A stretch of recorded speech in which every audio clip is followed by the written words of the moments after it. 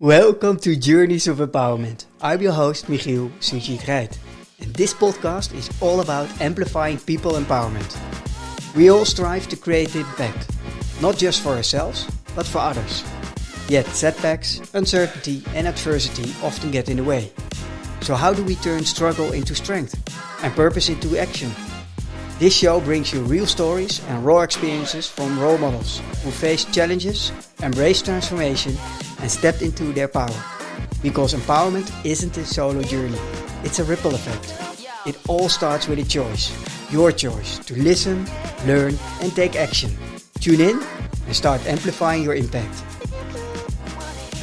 Before we dive in, a quick shout out to our sponsor Neotopia, the go-to partner for leaders who want to turn behavior change into lasting impact.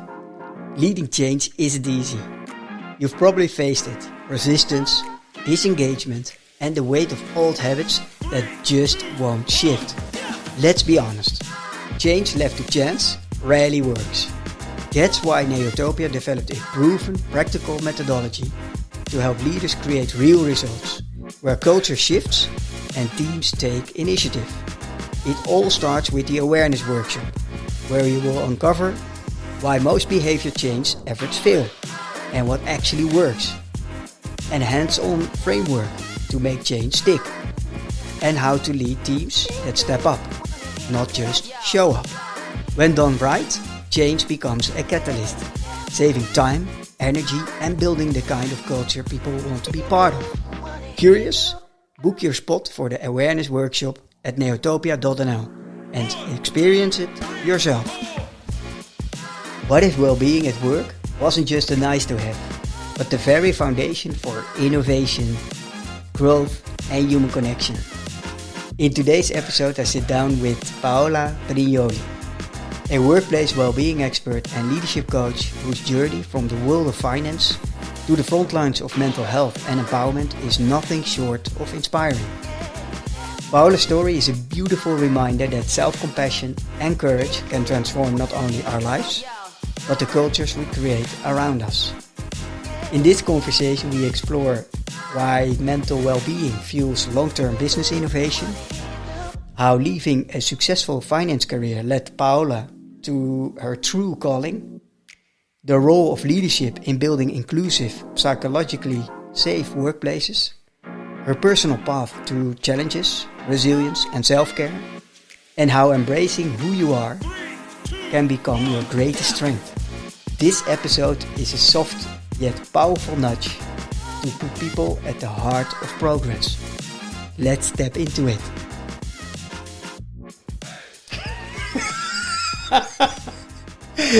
Alright, why are we laughing? Hi listeners, welcome to the Journeys of Empowerment podcast. And the reason for laughing was like just before I pressed recording, I asked a question. What would be the great icebreaker to start with? Because always the start of the podcast is always a little bit challenging. But first thing first, welcome Paola Brignoli. Thank you, Hugh, for having me here. I would love to pronounce your name correctly. Paola Brignoli, that's Brignoli, right. all right. Yes, well done. Good job. Brignoli, all right. You can practice your Italian with me. Prego. Hey, welcome. I'm so excited that we're having the conversation today. And also, very interesting start. Because when we had the pre-conversation, we really were looking like, okay, but what am I doing? I'm working like this and I have this business. But I find it always very interesting to go deeper into why are we doing what we're doing. So we are going to have a deep dive into your personal human being. And but hey, let's start with Paola right now. Who are you and what are you doing? So I'm Paola, I'm Italian, and I've been living in the Netherlands for 8 years already. And I work with the organization to literally put my vision into life. And I really believe that well-being is the foundation of business growth. So I really believe that creating a thriving and healthy and fulfilled workforce is a driver of success and innovation. Beautiful, beautiful. And why do you think so? It took a long time actually to develop this idea, and my journey, talking about journey of empowerment as well, starting a long time ago. So my career, if we want to look that way, didn't start in well-being. Like, it started in finance. So very different words. Like, for long, I thought that these two words would be like right and left, or like black and white. And over time, I grew believing and trusting that there would be connections between these two words. And the why is that I spent 8 years in a bank, and my vision was not there. Let's put it this way. So I was in a workplace where I didn't feel fulfilled, despite my very high expectation when I started. The environment was not for people to thrive. So it was not conducive for people development, for personal growth, for professional development. And also it was a very kind of like inauthentic. And that's why I really want to bring that element of humanity back in the workplace. Talking about like connection and human being. I really like to see more people working in the workplace rather than we're like human resources or employee. Of course, we have employees, but it's more about like what you bring to work as your full self. And for long, and just to give an example, I was working during the day, and then to find my balance, I started to teach on the side, teach yoga. I didn't share this for long to my team, to my boss, to my people in the workplace. That you were practicing yoga and that you were teaching yoga. Exactly. Oh, wow. So you didn't feel safe? Why exactly. So that was the thing. So to find my balance over time, I found this balance that was working 8 hours a day, full-time in the bank as an economist. And then afterwards, I was teaching yoga classes. But then because I didn't feel safe, exactly as you pointed out, I didn't want to share. I didn't want to feel like, maybe not ashamed, but penalized, or maybe like, oh, you're not serious about this job because you're doing, or giving them the space to make assumptions about me. I didn't want that. And that's also why it's very important for me to create or to help organizations shape workplace where diversity is there. We were talking about diversity just before to kick off this podcast. And I really believe into bringing everybody to the table and sharing everybody's voice. But there need to be requirements to do that, because otherwise people don't just wake up and do that. So you need to create like a fertile ground for people to feel safe to do that. So basically, for a long time, I thought that my background in finance was hold me back. But at the same time, if I look back, I really see how that time and that space actually gave me a lot. But it took me a long time to acknowledge that and also to kind of appreciate it. And what do you mean by gave you a lot? About is it centered around learning? Learn you a lot? Okay. Yeah. It took a lot out of me. It took a lot out of my energy, out of my passion, out of my excitement. So when I started, I was really excited. I was really inspired. But then over time, all that initial excitement started to fade away. And also like my energy started to shift. I was feeling very stressed. I was feeling very anxious. Basically, I didn't feel like I belong. So that's why something that is also really important in my work as a coach, but also as a workplace expert, is offering people that space of being seen, to belong in a space or in a conversation or in a relationship. But it gave me a lot in terms of learnings. So it took a lot out of me also in terms of like physical well-being or mental and emotional well-being. But it was a big learning curve. I had to adjust a lot. I had to understand also. It pushed me to dig deeper. And it pushed me also to understand what I really want to do, because I reached a point where I was very unhappy. I was very drained by what I was doing. And I reached a point where I was like, why do I do it? What's in here for me, you know? And that question was really like kind of shaking me to the core, because I grew up with this idea of like being a woman in finance. Like I literally spent like a lot of years studying. I did my 5 years in Italy. I did a master in UK. I did a summer school at LSE in London. So I was really like driven to be that person. And then when this like identity or like dream or like this idea that I crafted beautifully for myself collapsed into the ground, it was like a hard reality to face, you know? Yeah, it was a hard landing, right? Exactly. So I spent a lot of time and energy to build this thing, this image. And it was really like kind of an identity like crash, you know? And I was like, and now what? And everything went back to like, what do I like? What inspires me? So for example, growth is a big driver of what I do and always guides me around. And that was we were talking about Northern Star before, that was kind of like my Northern Star. What do I like? What gives me energy? Before we go deeper into the, I love the way you go really fast, really deep into the why. And thank you very much for that. We will get back to that point, because there is so much layered in that, what we can learn about it, because what helped you, all those kind of things, what helped you, what sparked for you, what was the moment, what was the breakthrough, what was the pivotal moment. But before we go there, how are you helping your current clients at this moment?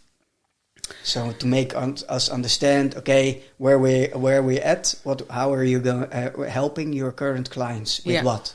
So what I do is that you got at the beginning, like my idea, and I bring it to life through personalized training programs. So I build training programs for a company, either for employees or for the leadership team, because I really believe that about having an impact. Of course, we all have an impact, but I truly believe that a bigger impact can come from those at the top. So I really think that how we lead ourselves, of course, first, but also how we lead those people around us, especially if you're in a management or leadership position, has an impact on those around you. So we know that people don't leave job, but they leave their bosses most of the time. So also because I, in a way, experience that as well in different forms.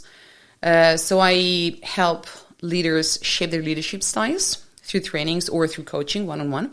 But I also give workshop and trainings to employees on how to create safe spaces, how to manage the communication to create more inclusive spaces, how I do workshop around mental health. That was also a big theme personally for myself.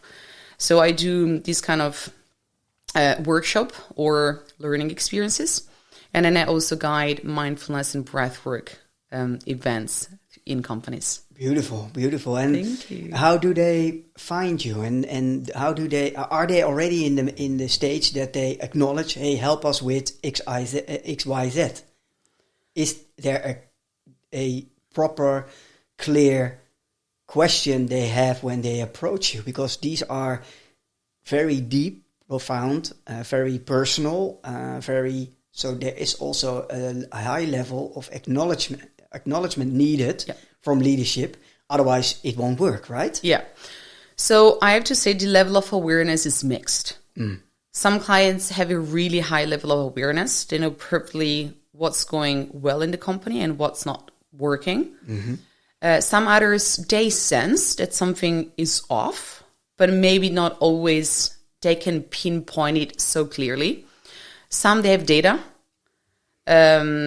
Some, they have requests from people. So voices coming from the ground. We want more well-being, or we want more mental health support. We want more of that. So it's very mixed. But I also think that, for example, COVID, it was like a big shift for me. Awaken the awareness of a lot of companies. What's happening lately is that because of a lot of layoff and reorg, we're kind of going backwards. So I think that there was a big leap forward in terms of awareness, investing in these kind of resources and learning experiences for people. But because of all the focus on budget, cost, letting go people, that awareness has has diminished, or let's put it this way, the attention of people and those at the top has been shifted towards something else. And I have to say, of course, it's a pity, because whatever happens in your organization, especially if you're laying people off, that creates a big shift in terms of dynamic, sensation, mood, energy. So I always say, especially in those moments, don't forget about your people. They need you the most in terms of like how you communicate, how you're taking care of those people, even in delivering bad news. So there is also a nice and compassionate way, caring way that you can deliver bad news. Of course, nobody's happy about letting people go, but sometimes it's also a matter of like how you do it. And for me, that's how is the key part. How can we help leaders in the process of reaching out and asking for help? I think it starts from the awareness and really having your eyes, ears, and all the senses open to spot when something is off or when something is wrong. And don't hesitate to ask support. You don't need to have all the answers. And I think that people even appreciate if you, as a manager, as a leader, tell, I don't know, but as we were discussing before, I or we will figure it out. So also like bring people into the conversation because they're a part of it. So bring people in the conversation and understand what is accessible for you to do in that moment, whether it's like a training, whether it's a coaching session for you or for your people. There are resources you can use. So don't be ashamed because you don't know. So we all don't know something. And it's also part of your like development as a leader, because a lot of time leaders get to position because they have technical expertise. But what we've seen is that most of the time they'll get training development for those soft skills that, especially in the workplace we are at now, they're soft, they're like really crucial and relevant. So it's about, of course, developing projects, pushing the business forward, but you cannot do that without your people. So you need to bring your people on board, and you need to have that endorsement, but also that collaboration from them.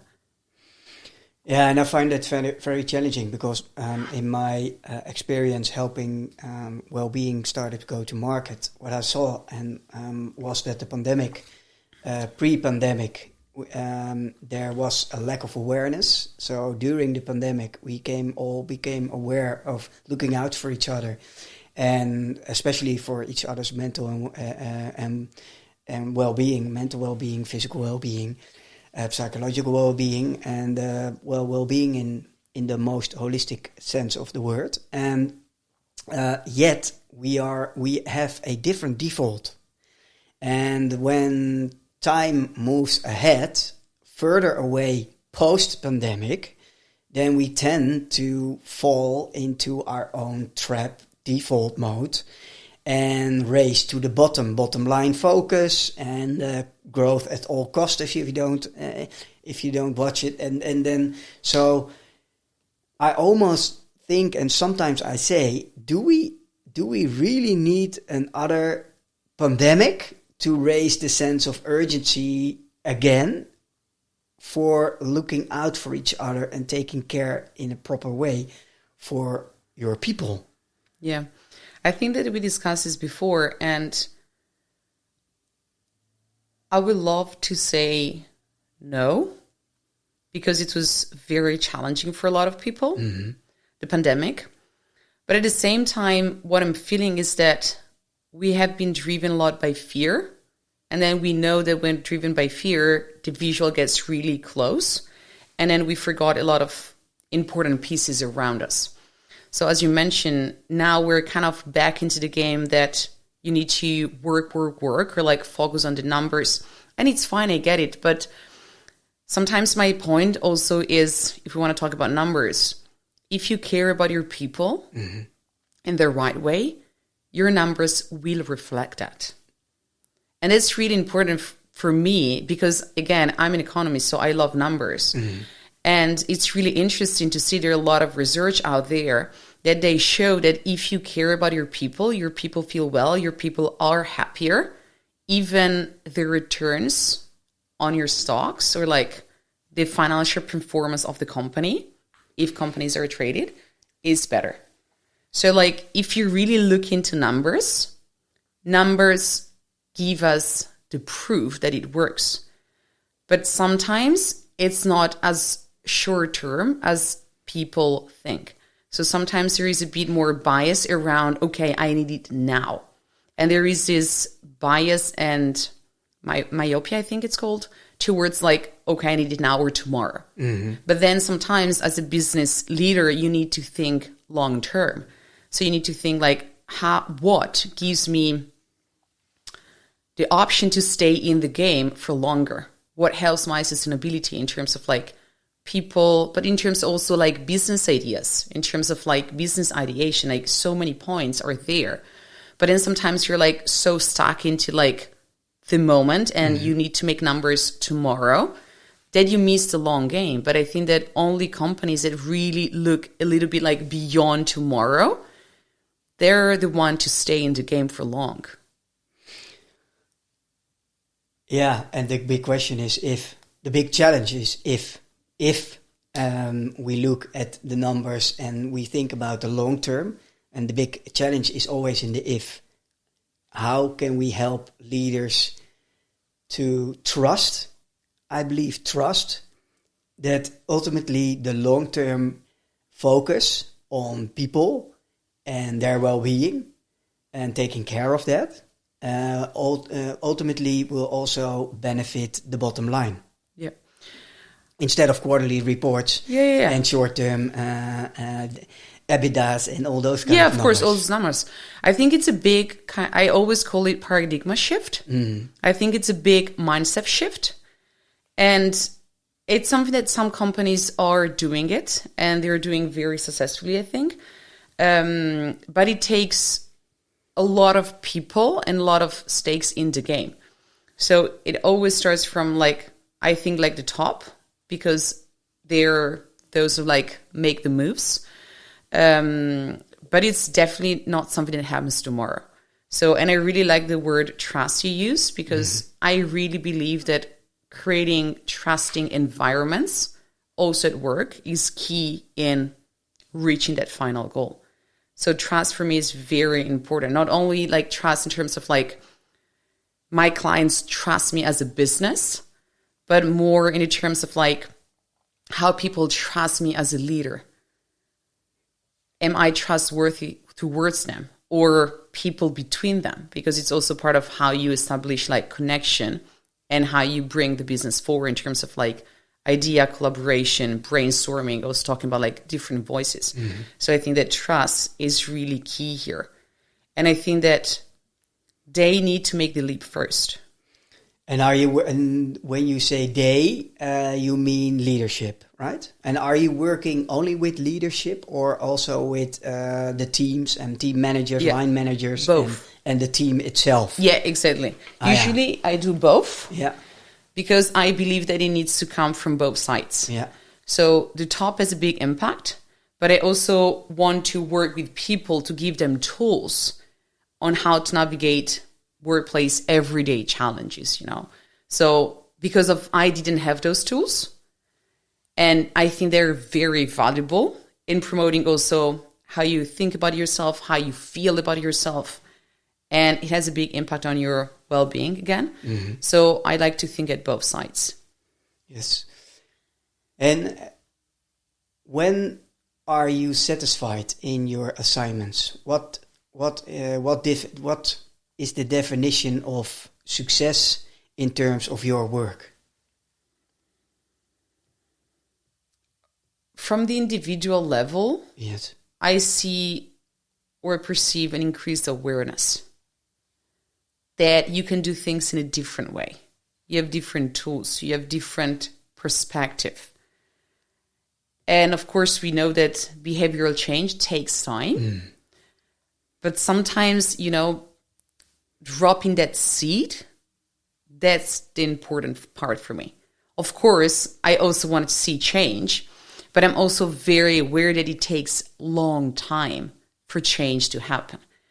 But as soon as I know that I drop that seed, and hopefully that seed is being watered like on a daily basis, I'm happy.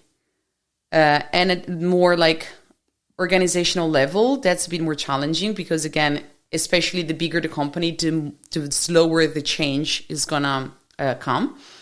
But again, I think it's about like opening the eyes to something different, being aware that something different is there and it's possible. Do you believe people can change? I do.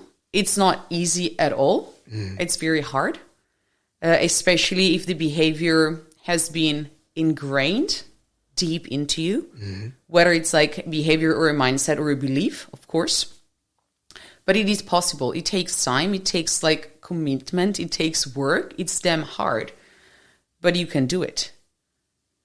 I believe so too. And I love to believe so too also. Yet we're also human, you and me. And when we look to our personal backgrounds and look, okay, how easy was it to make pivotal changes? It isn't. It isn't easy. It is hard work. And it takes a lot of time and a lot of effort and also a lot of responsibility. So what is the most challenging part when it comes to working with your customers, to help them with what? What is the most challenging part in the journey of helping them?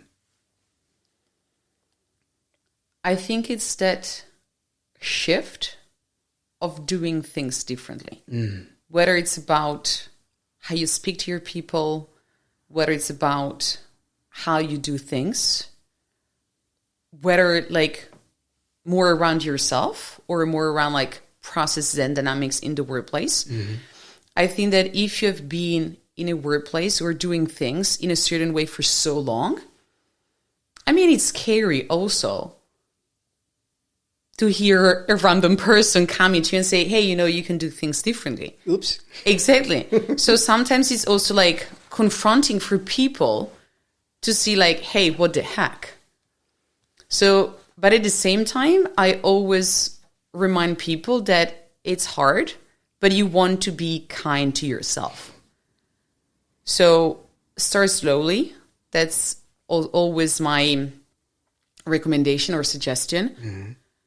I mean, you can go full on and you can decide how you do it. Like, it depends on where you're at into your personal journey or like career-wise. But do something that works for you. Like, find your way around it.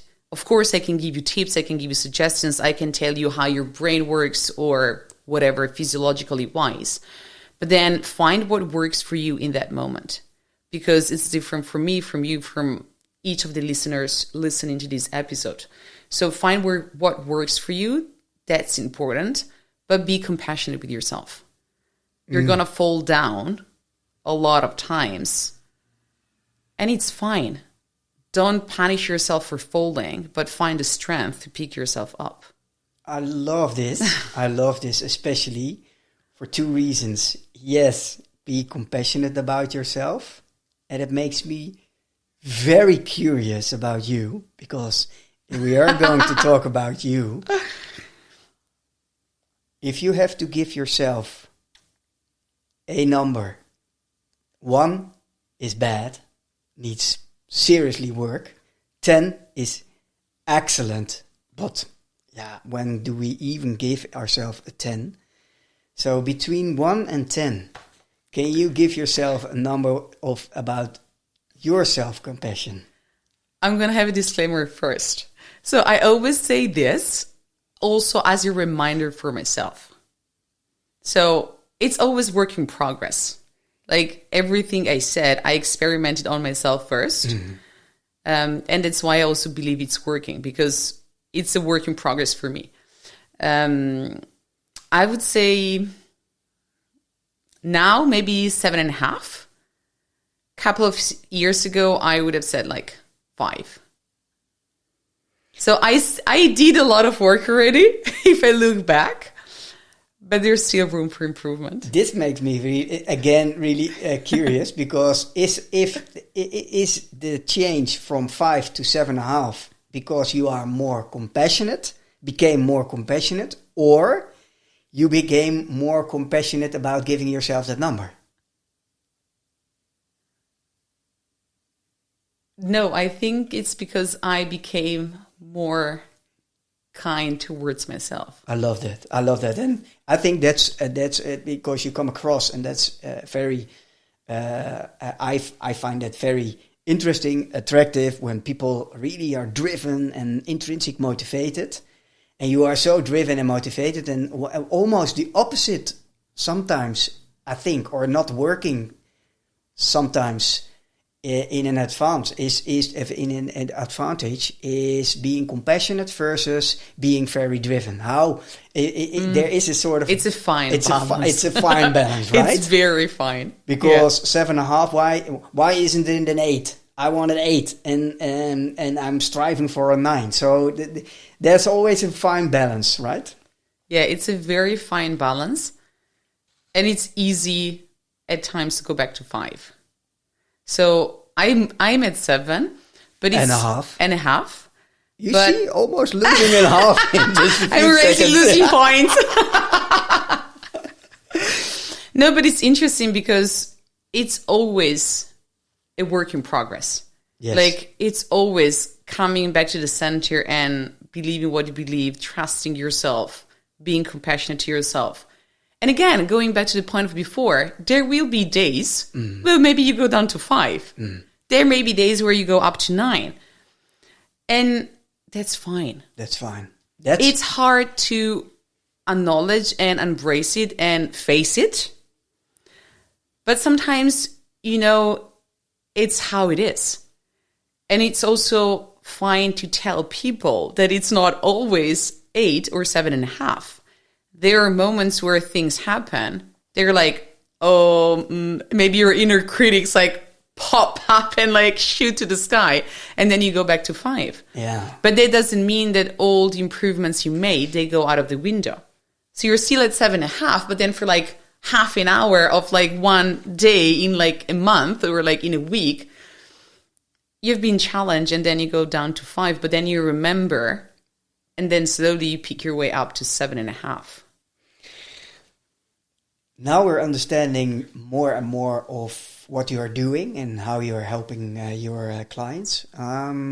Let's go back to the moment that you were really struggling moving forward and in the corporate environment. And let's go back to that moment. And if we do that, can you also go back to that moment and feel that moment? Can you really vividly feel that moment?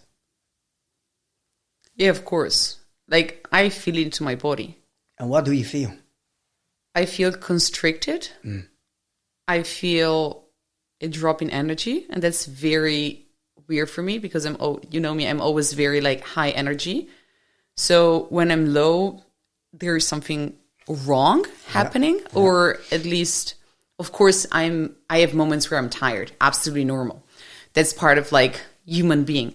But then when I'm really low, it means that something is off. Draining. Exactly. That feeling of drain, that feeling of waking up, I'm like, okay, I need to go to the office. I need to sit there for 8 hours.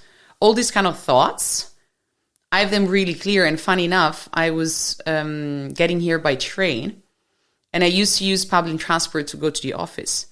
So every time I go somewhere for work on public transports, it's a very interesting reminder for me of how long I moved forward, like how far I moved into my journey. But back then it was very draining. I was very uninspired. I lost my sparkle. And then for me, that was really hard to face. That was the time when I kind of really hit the bottom, because I was like, now what? Like, it was a big kind of like identity crash. I felt kind of lost. because I built everything on this idea that I made. And I was really at the point, I'm like, okay, I don't like it. I really strongly dislike it.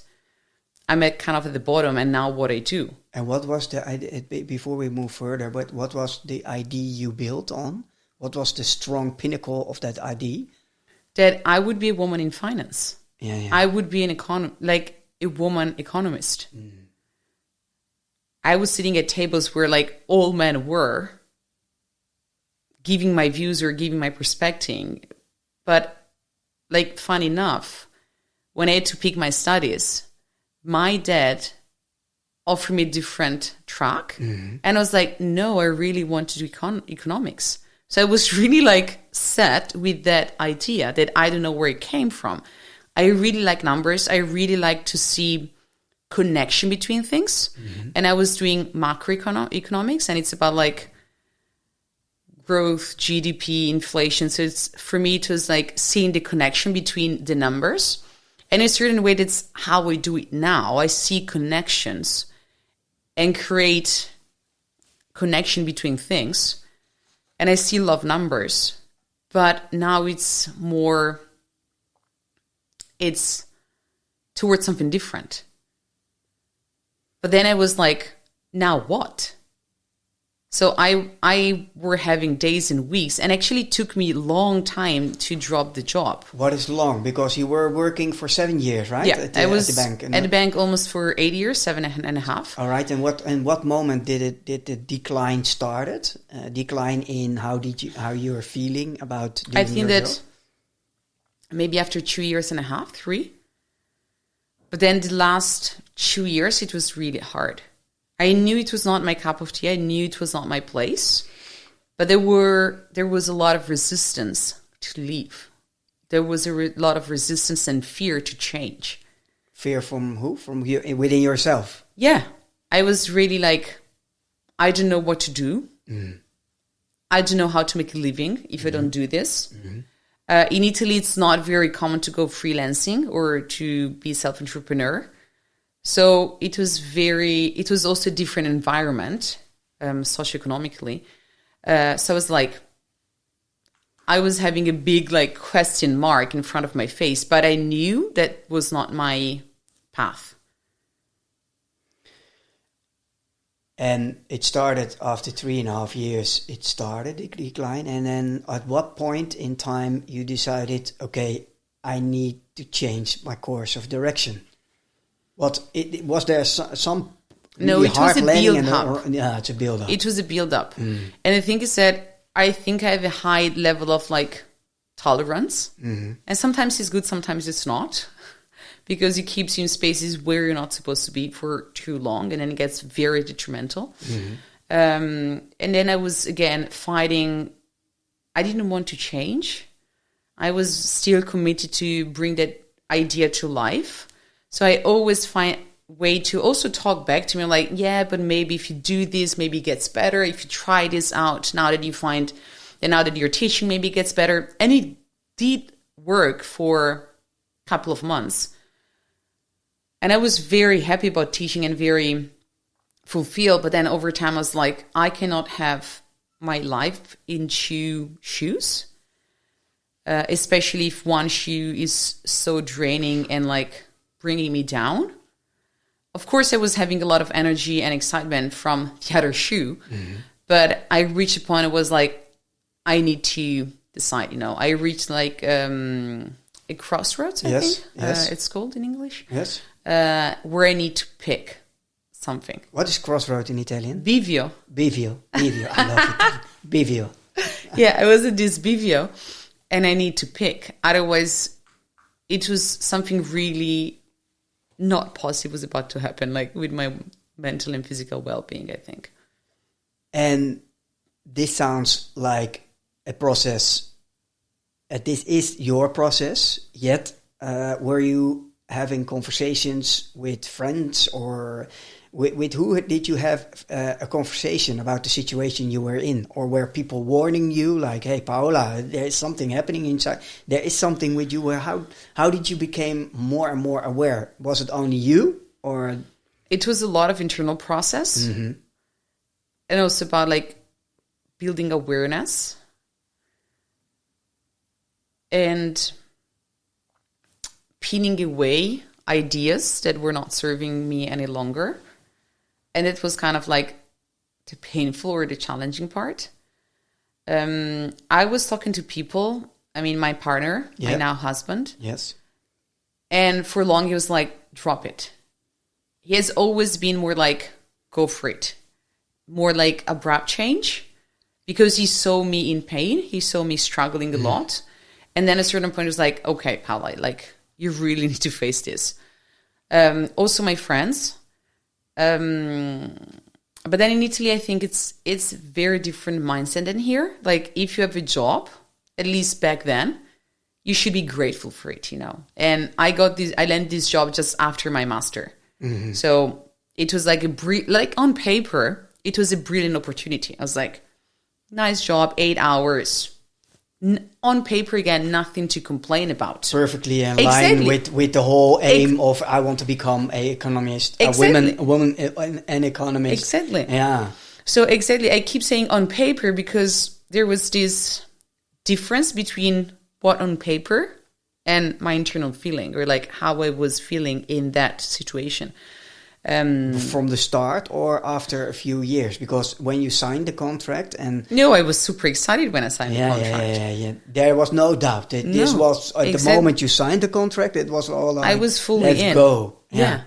Yeah. So after those like 2.5, 3 years, I started to like doubt, debate. Yeah.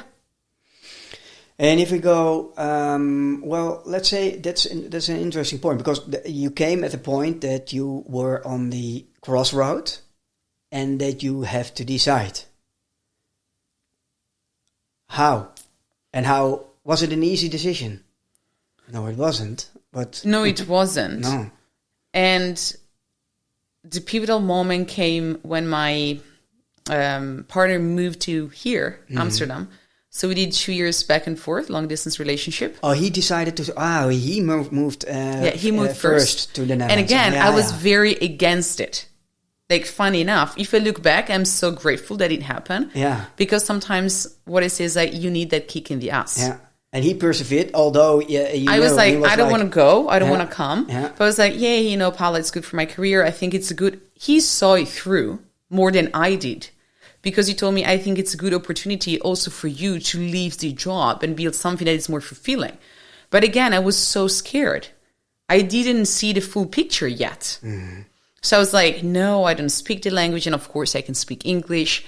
So I was very frightened by the idea. Yeah, I'm frightened. And then I need to give him credit. He did that.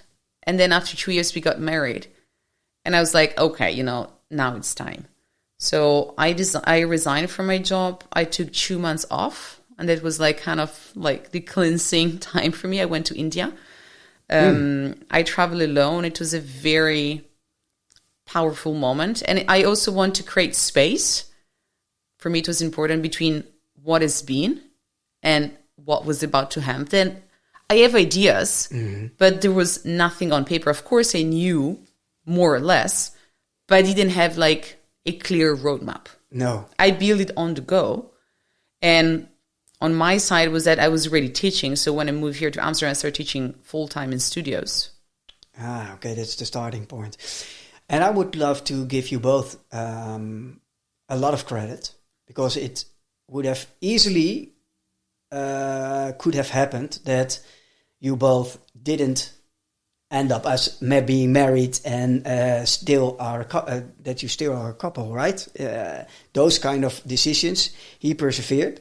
He went. He had an opportunity. He went for it. And somewhere I hear that there's a trust inside him. He thought like Paola will figure it out, and then. So it's a compliment for you both. I think it in these kind of situations, it easily can go also on a crossroad in terms different of your relationships in different ways. So I think that he trusted me figuring out. Yeah. Like he has always been that kind of person. Like maybe because of who I am or how I am, but he always kind of knows deeper in that I will find my way. Even when for me it's like, how? But he knows, and I need to give him credit for that, that I will find ways. That's a superpower. So if you're listening, what is his name? Giovanni. This is your superpower.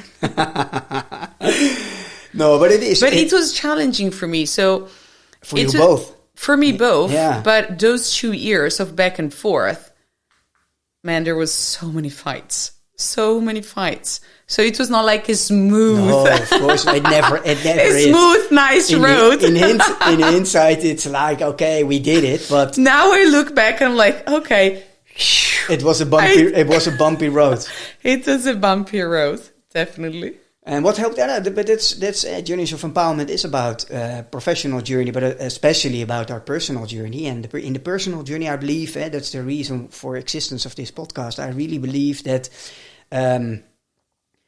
if we are on the path to empower people, and I really fundamentally believe empowered people.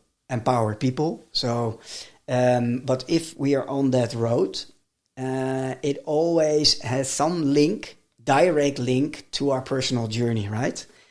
And and if you look at the relationship and at the fights, what can we learn about the magic formula? Why you are married right now and a happily couple, and looking back and at the very challenging part, but still being together. What is the magic formula for that? I think it's about finding that, again, fine balance. About like you as a person, me as a person, and the couple. And it's not always easy. Again, I didn't like his move of coming here. So I think it's about staying connected to what you want for yourself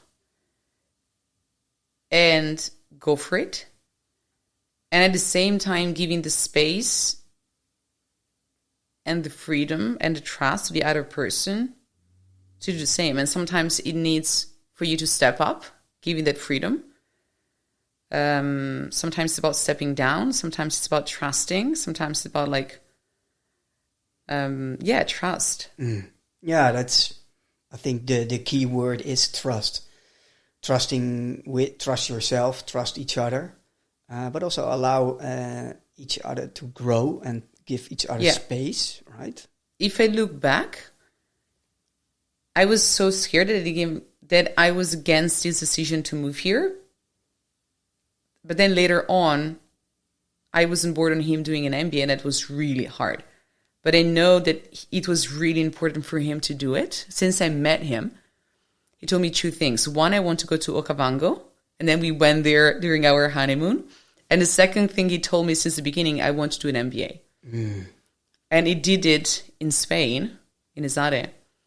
And if anybody listening has a partner who did an MBA, I think they know what I'm talking about. And it takes two people to do the MBA. Yes. It's the person doing it and the person next to him. Yeah. Or her. Yeah. Right.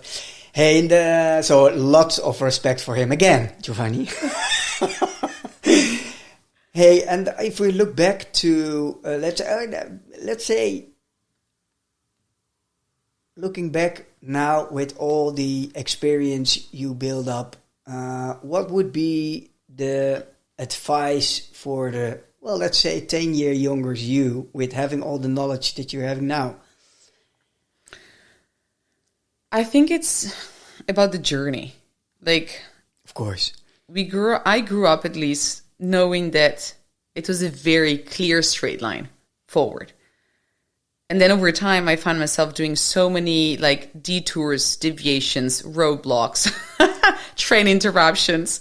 And any time maybe you question yourself. So maybe trust, even if it's damn hard. I have a bracelet here that says believe.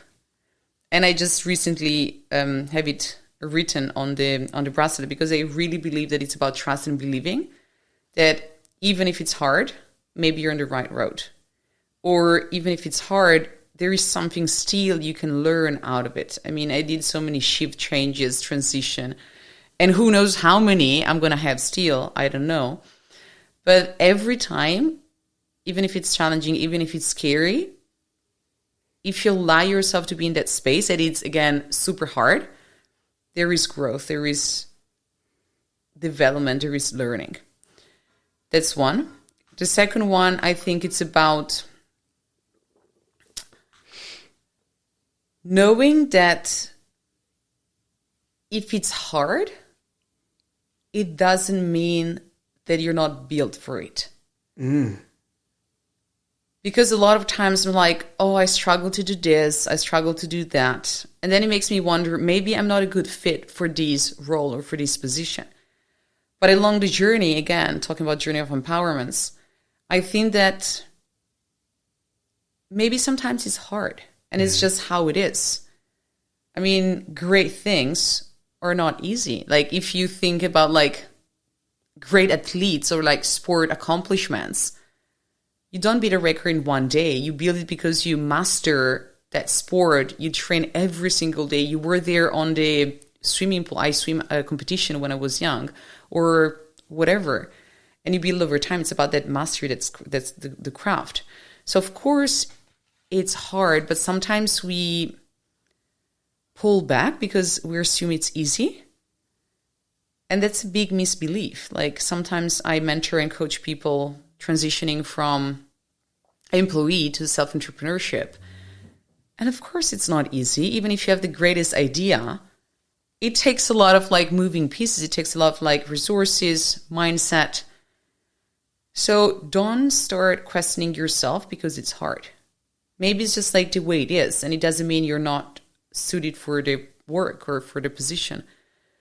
And I think the third one is about, we talked a bit before about having people next to you and reach out to them. It took me a long time to do that.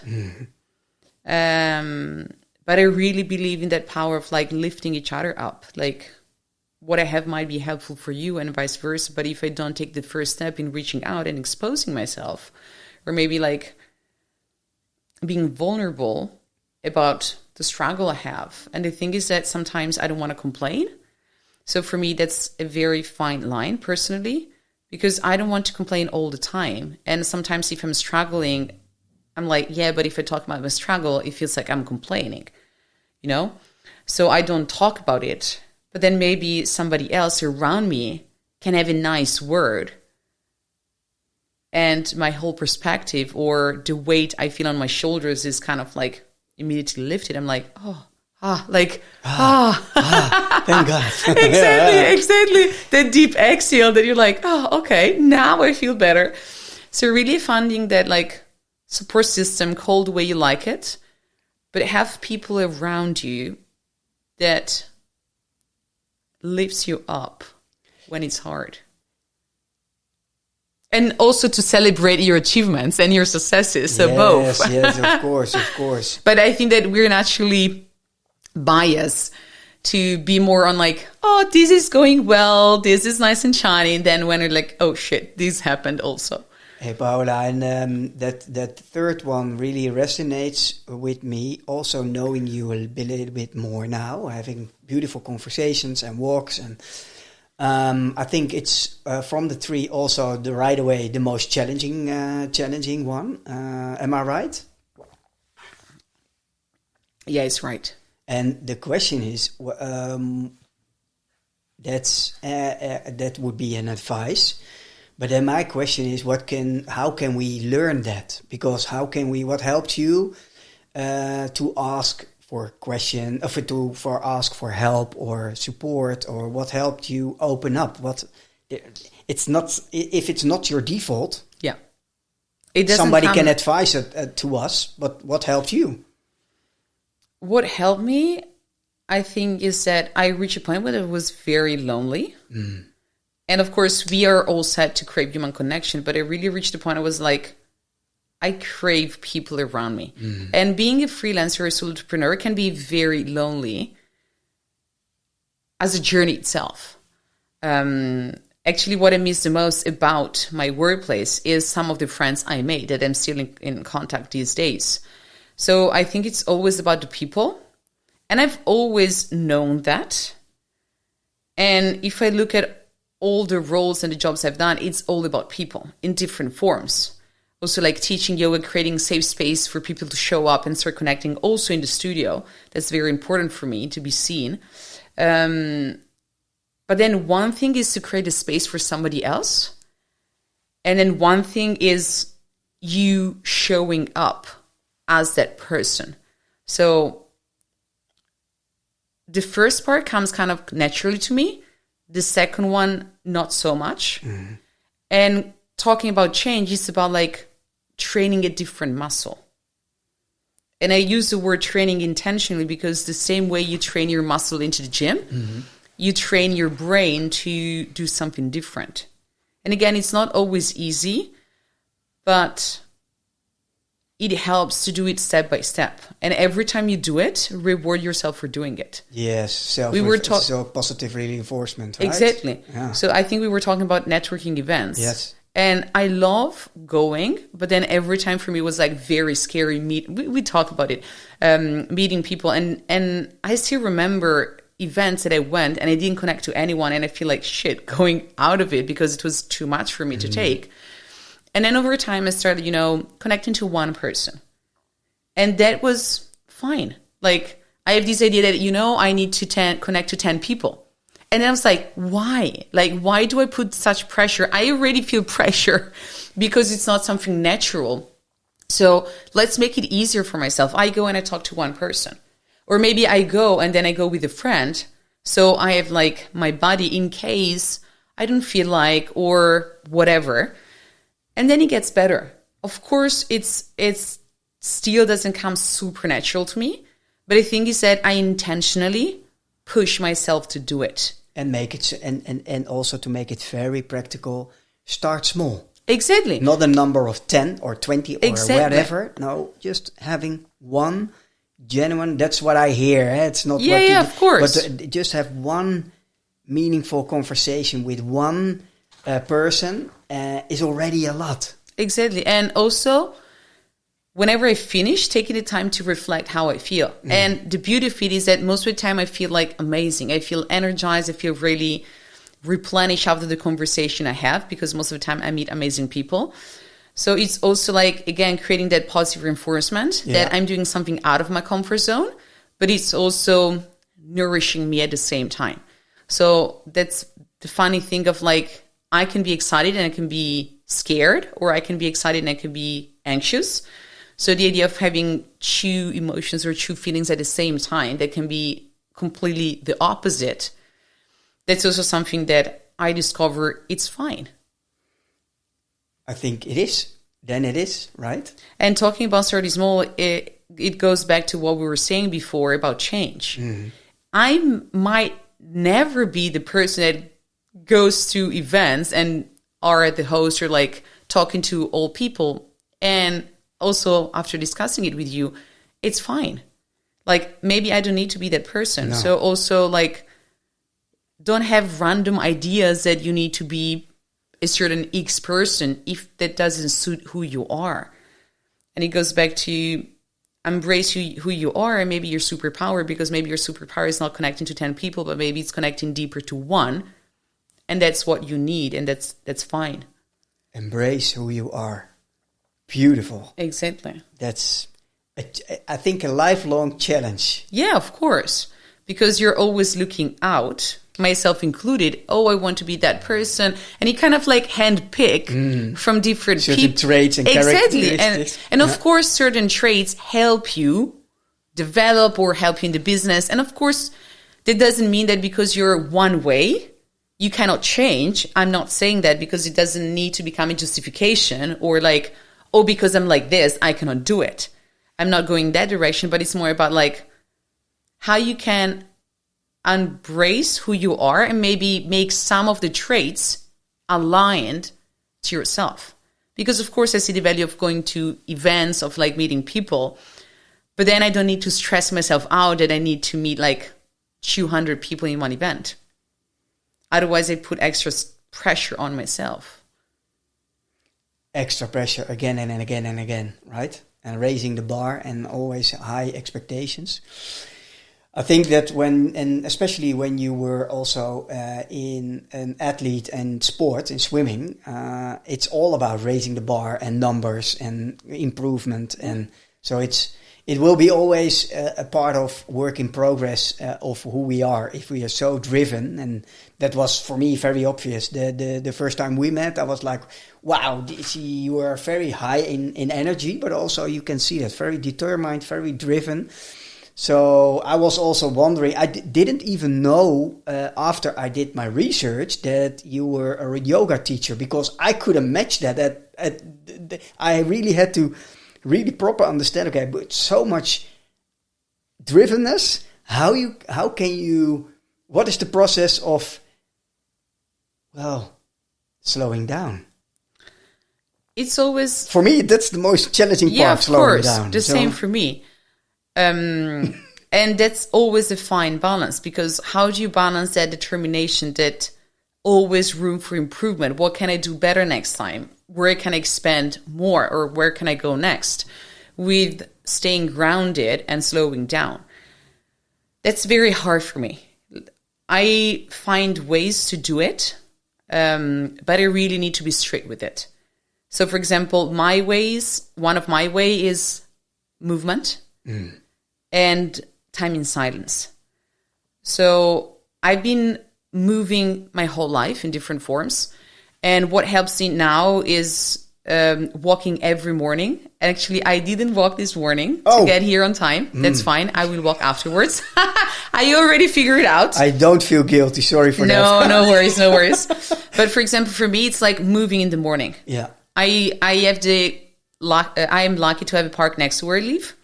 And nature is really important for me. So nature is my way of like relaxing, slowing down, like calming my nervous system, bringing me down to like landing. Movement is another one. Silence is another one. I also meditate every morning. So it helps me really like find that nice balance that I don't need to push, but I need to be grounded. But it's always, again, work in progress. I have moments where I work a lot. I tend to have spaces and time where I rest. Yes. But I also cherish moments where I just, for example, go on holidays. I go in nature and really like recharge deeply. But it's always a fine balance, and it's a constant checking in with yourself if you're pushing too much, and understanding what the signs are that you're doing that. So always that self-awareness and that checking in with yourself of like, where am I at? Do I need to slow down? Do I need to tweak? Do I need to do something different? And of course, again, it helps having people around you as well, that not keeps an eye on you, but like checks on you. They hold you accountable in a certain way. Of course, and the final decision is up to you, but it's useful at times to have a mirror to reflect back into it. But it's a challenge. That's always been a challenge since I've always been in motion in one form or the other. I've always been like moving. So slowing down is a big thing for me. Yeah, I can believe so. For me too. And so I can recognize that. And walking is a very important part of my morning routine, and also of my daily routine, because I tend to love to walk at minimum twice a day, and normally it works out. So I don't prefer to have morning appointments. So 9 to 12 is normally for inspiration, creation, or learning. For me, creation is having a conversation with you in the podcast. So therefore, we are allowed between 10 and 12 to have our conversation.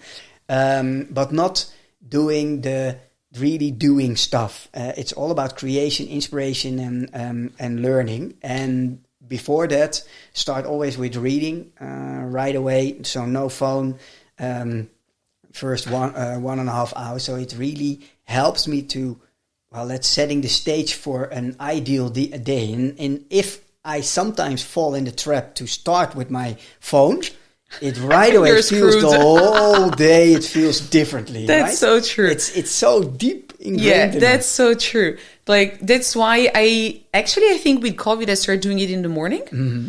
Before, I have always been like an evening type of person. Yeah. But then, because everything was like off in COVID, I started doing it in the morning. And I really see, back to your point, how it makes my day start and evolve in a different way. Yes. So if I have very rare occasion that I need to be at a client early or something that I cannot do it, of course I have other tools, because I still meditate, for example. That is like mandatory. Yes.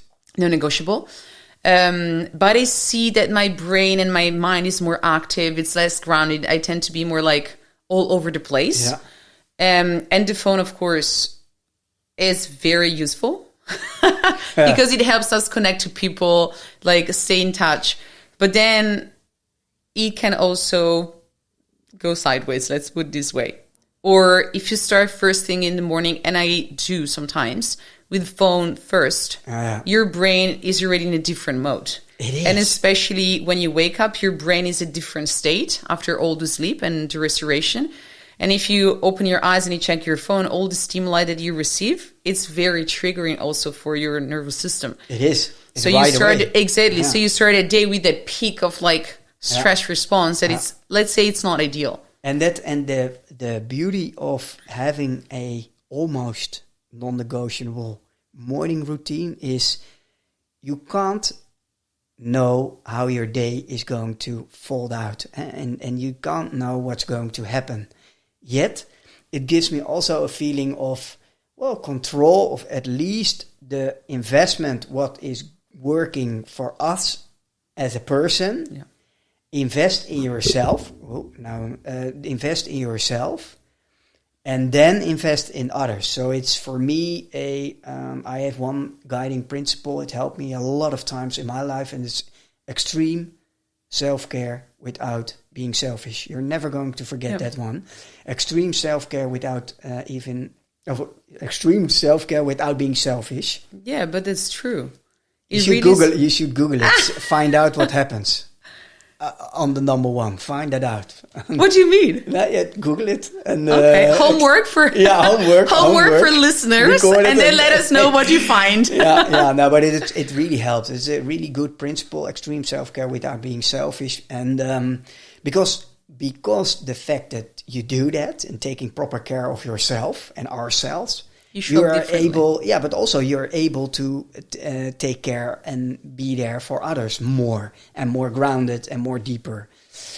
Hey, since we're heading already to the end of our conversation, and I still see you laughing and smiling, so I'm very happy with that. If you can determine, if you have a magic wand, that you can,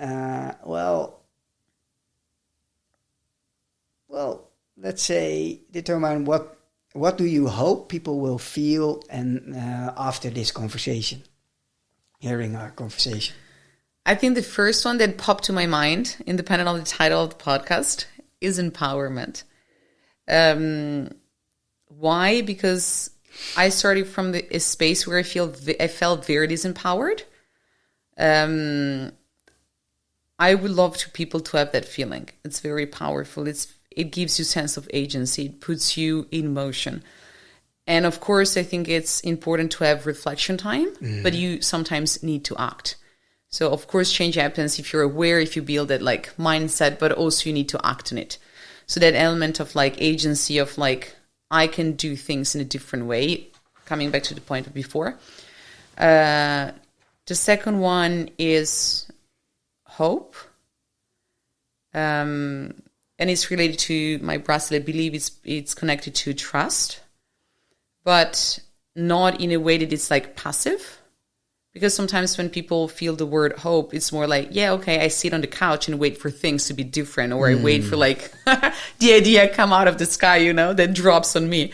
But I think it's a very active practice of trusting deeply, and that's the challenging part, that things can be different and will be different.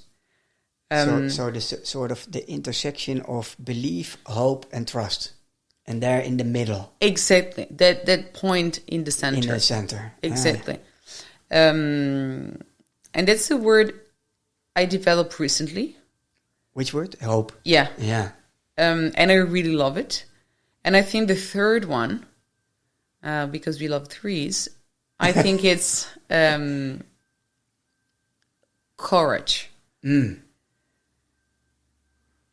Every time you need to shift something, every time you need to change, you need courage to push you through.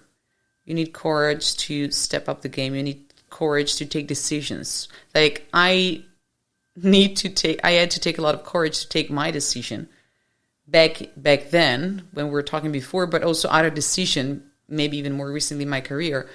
And you need that. And it doesn't mean that you're not scared, but maybe you do it anyway. Or again, you prep yourself. It doesn't mean that you go there like unprepared or see what happens. But it means like you create the steps, you build as much as you can, the road, but then you show up for it. So I think that my 3 words would be empowerment, hope, and courage. Empowerment, hope, and courage. Paola, I would love to thank you so much for our conversation. I hope you've enjoyed it as much as I did. I hope your smile represents what you think and you feel right now yourself. So thank you very much. Where can people find you? Yep.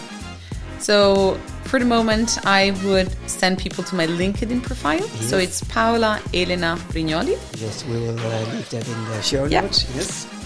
Website is work in progress. So coming soon, like yours a bit, I think. Yeah.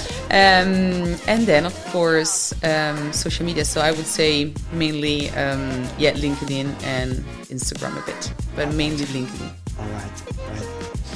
Thank you very much. Thank you so much. It was really nice. Before we wrap up, I want to spotlight a mission that speaks straight to the heart.